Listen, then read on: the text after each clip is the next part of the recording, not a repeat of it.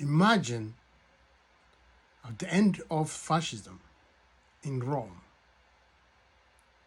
the defeat of Mussolini, the victory parade is happening, and the first car that rolled down the roads of Rome was a jeep that carried an Ethiopian black African soldier with a flag of Ethiopian on his hand, waving it. That is exactly what happened at the time.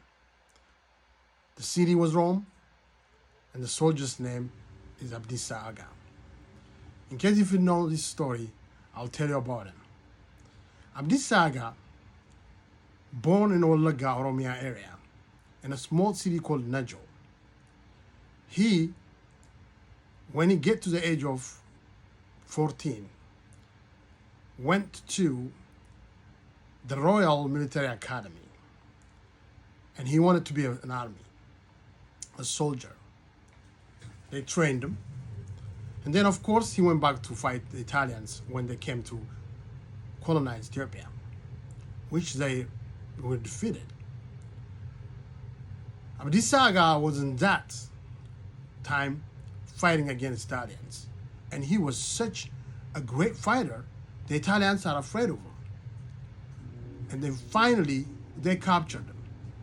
Then when he's captured, he was considered almost like a trophy for them. So they took him to Italy to imprison him in a Sicily area. While he was imprisoned, he joined Yugoslav army members and other European resistance people that was also put in jail because they refused to take fascism in their countries.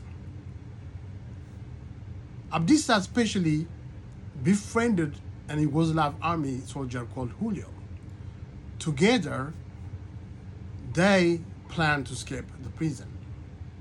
One night, they went out and they choked and killed the guards. And then they changed the clothes of the guards and they released the prisoners. And all of a sudden, Abdissa found himself in Italy fighting the fascism in Italy. And of course, joined with the Yugoslav resistance group, the partisans. And together, they were very successful. That's how they defeated the fascism. And that's how he ended up in that jeep.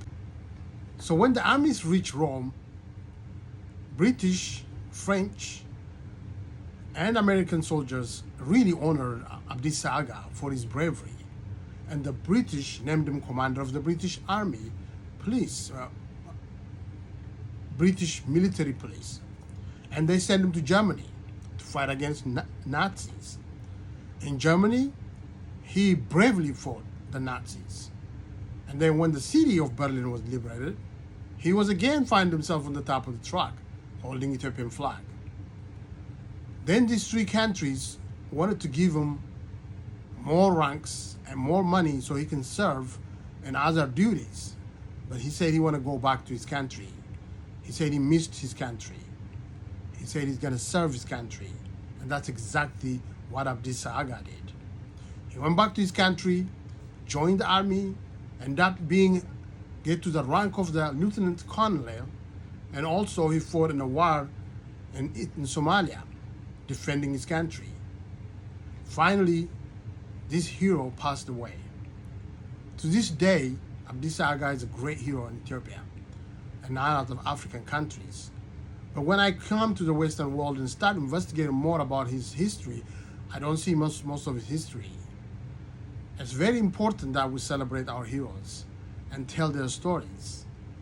Because if you tell me, when Rome was liberated, the first person that sat in the car waving Ethiopian flag was a guy from Africa, I would call you a liar. But that's the truth. Abdissa Aga is truly an African hero. Peace.